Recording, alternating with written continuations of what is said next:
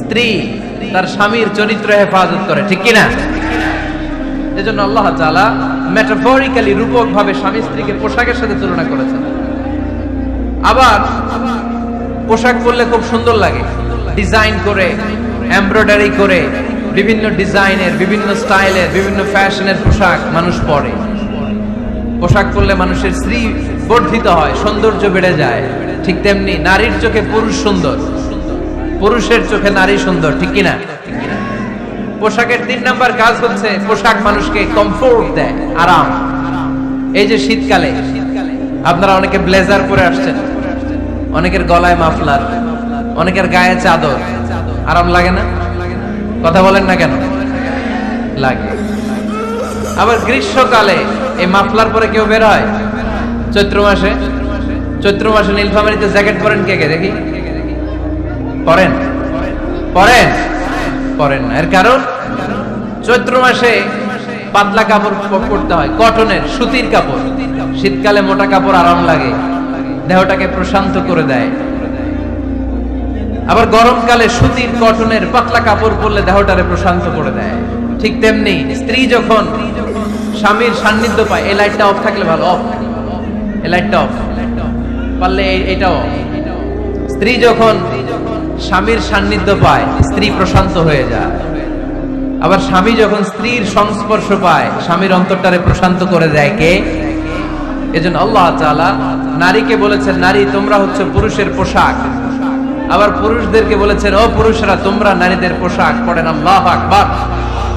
রব্বুল আলামিন বলেন, উন্না লিবাসুল লাকুম ওয়া আনতুম লিবাসুল লাহুন।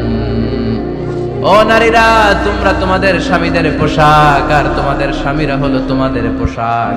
পোশাক যেমনি লজ্জাস্থানকে ঢেকে রাখে, ঈমান ইজ্জতের হেফাজত করে, আব্রু ঢেকে রাখে, তেমনি স্বামী তার স্ত্রীর চরিত্রের হেফাজত করে, স্ত্রী তার স্বামীর চরিত্রের হেফাজত করে। পোশাক যেমনি সুন্দর, স্ত্রীর চোখে স্বামী সুন্দর, স্বামীর চোখে স্ত্রী সুন্দর। পোশাক যেমনি মানুষকে আরাম দেয়, প্রশান্ত করে দেয়, স্বামী আর স্ত্রী একে অপরের সংস্পর্শ পেলে তাদের হৃদয়টাও প্রশান্ত হয়ে যায়, ঠিক কিনা? এজন্য আল্লাহ তাআলা পোশাকের সাথে তুলনা করেছেন। পোশাক একে অপরের পোশাক, পোশাক চামড়ার সাথে লেগে থাকে না, আলাদা থাকে। তার মানে স্বামী স্ত্রী সম্পর্কটা এরকম মিলেমিশে, ভালোবেসে, একাকার, ঠিক কিনা? আর নিসাউ শাকাইকুর রিজাল, নারীরা পুরুষদের কাউন্টার পার্ট। নারী হচ্ছে পুরুষের সহযোগী। এই পৃথিবীর এই সভ্যতা, এই সিভিলাইজেশন, এই উন্নয়ন, এই ডেভেলপমেন্ট, এটা শুধু পুরুষরা করে নাই। এই উন্নয়নের অংশীদারিত্বে আমাদের বোনদের, নারীদেরও হাত আছে না নাই? এজন্য কাজী নজরুল বলেছেন, এ বিশ্বে যা কিছু সুন্দর চিরকল্যাণকর, অর্ধেক তার করিয়াছে নারী, অর্ধেক তার নর। চিল্লায় বলেন ঠিক কিনা? এজন্য এই মহাবিশ্বের এই সভ্যতায় আপনাদের যেমনি অবদান, আমাদের বোনদেরও অবদান আছে না নাই? আছে। স্বামী স্ত্রী এই দুজন মিলে এই বিশ্ব সভ্যতা তৈরি হয়েছে। এজন্য দুজনের মধ্যে সম্পর্ক হবে পোশাকের মতো। পোশাক যেমনি দেহের সাথে লেগে থাকে, স্বামী স্ত্রীর মধ্যে এরকম সুসম্পর্কের দরকার আছে না নাই?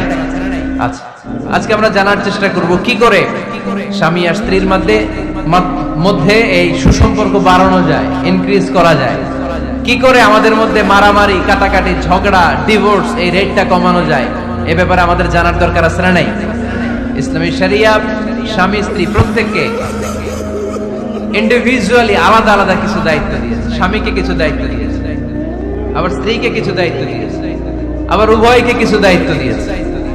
আমরা শুরুতে স্বামী স্ত্রীর উভয়কে আল্লাহ তাআলা কি দায়িত্ব দিয়েছে এটা জানবো। তারপরে স্ত্রীদেরকে আল্লাহ তাআলা কি দায়িত্ব দিয়েছেন সেটা জানবো। সবশেষে স্বামীদেরকে আল্লাহ তাআলা কি দায়িত্ব দিয়েছে সেটা জানবো। এই দায়িত্বগুলো পালন করার মধ্য দিয়ে দাম্পত্য জীবনকে সুখময় করে দিবে কে? আল্লাহ।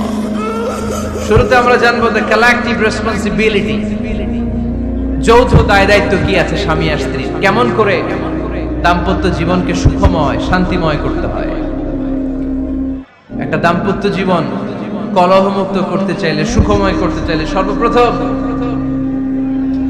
স্বামী স্ত্রীর যেটা খেয়াল রাখতে হবে সেটা হচ্ছে স্বামী স্ত্রীর উভয়ের স্যাক্রিফাইসের মানসিকতা থাকা লাগবে। স্যাক্রিফাইস, আওয়াজ করে আমার সাথে সাথে বলেন স্যাক্রিফাইস। এই স্যাক্রিফাইস ছাড়া দাম্পত্য জীবন টিকবে? দুইজনে যদি ঝগড়া করে, দুইজনে যদি রেগে যায়, ঝামেলা আছে না নাই?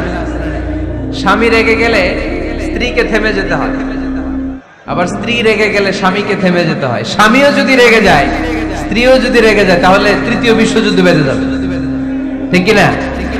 এই জন্য রেগে গেলেন তো হেরে গেলেন, রাগা যাবে না। স্বামী যদি রেগে যায়, স্ত্রী থেমে যেতে হবে। স্ত্রী যদি রেগে যায়, স্বামী থেমে যেতে হবে। এটাই দাম্পত্য জীবনের সুখ আর সমৃদ্ধির মূল ফর্মুলা। স্যাক্রিফাইস করতে হবে। এর কারণ, আপনি যদি দোষ খুঁজতে শুরু করেন, দোষ ছাড়া পৃথিবীতে মানুষ নাই, ঠিক কিনা? No one is perfect in this world. এই পৃথিবীতে কেউই পারফেক্ট না। আপনি যে আপনার স্ত্রীর দোষ খোঁজেন, আপনারও দোষ আছে না নাই? আবার ভাবি যদি আপনার খালি দোষ খোঁজে, ভাবিরও দোষ আছে না নাই?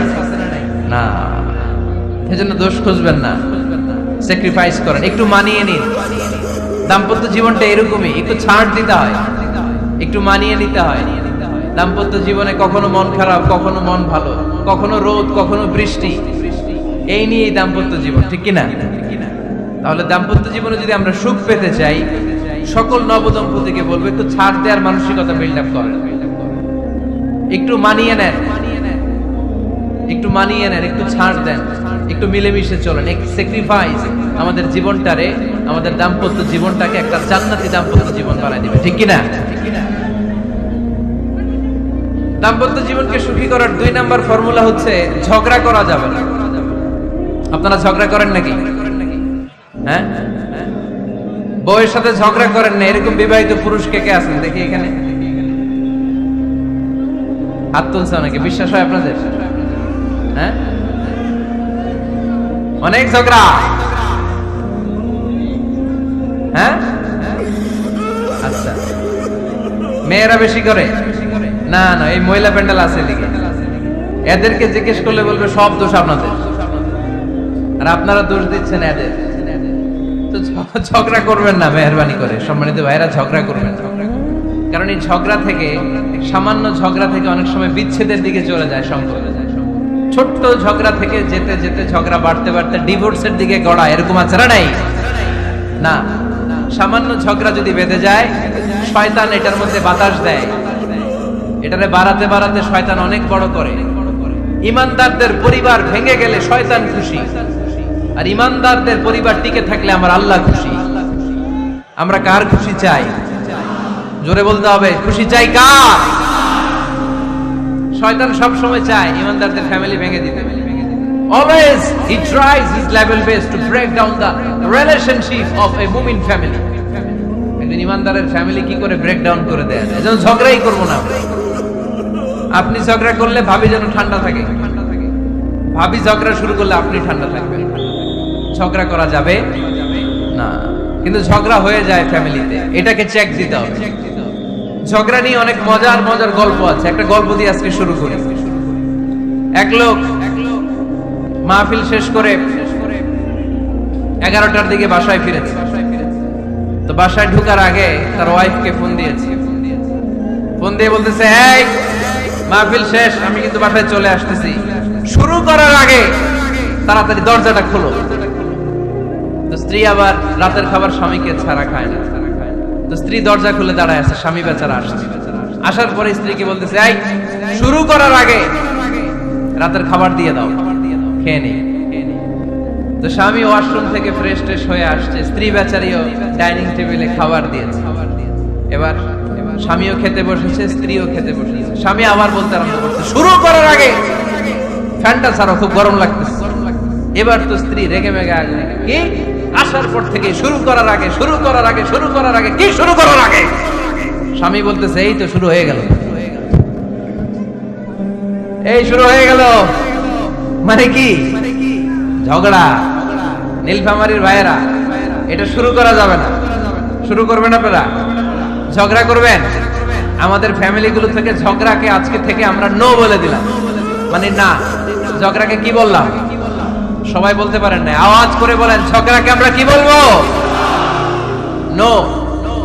ঝগড়া করা যাবে না। শয়তান ঝগড়া বাঁধাতে খুব উস্তাদ।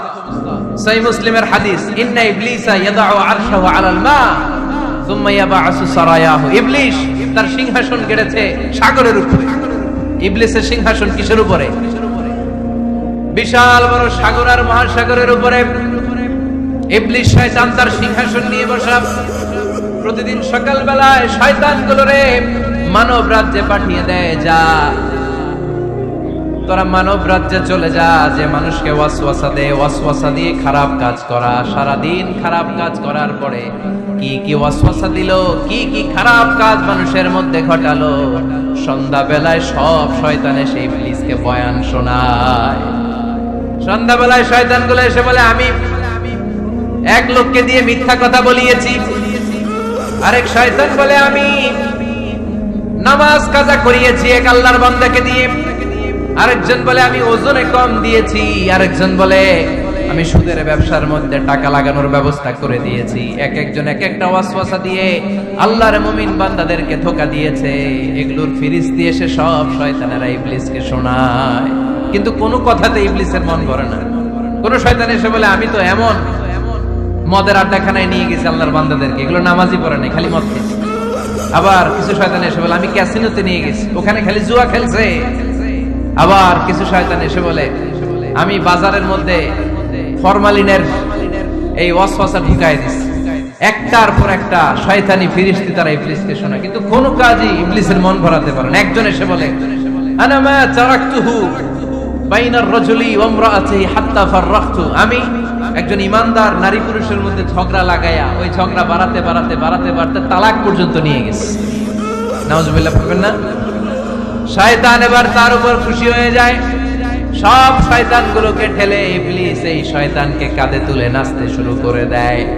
কারণ মুমিন বান্দার সংসার যদি ভেঙে যায় শয়তান খুশি হয়ে যায়, আর মুমিন বান্দার সংসার টিকে থাকলে খুশি হয়ে যায় কে? এজন্য নীলফামারীর ভাইরা, ঝগড়া করা যাবে না। দাম্পত্য জীবনকে সুখী করতে চাইলে ঝগড়াকে আমরা নো বলে দিই। ঝগড়া অনেক সময় হবে, কিন্তু এটাকে বাড়তে দেওয়া যাবে না, এটাকে আমরা স্পেস দিব না, ওইখানে থামায় দিতে হবে। রাজি আছেন তো সবাই?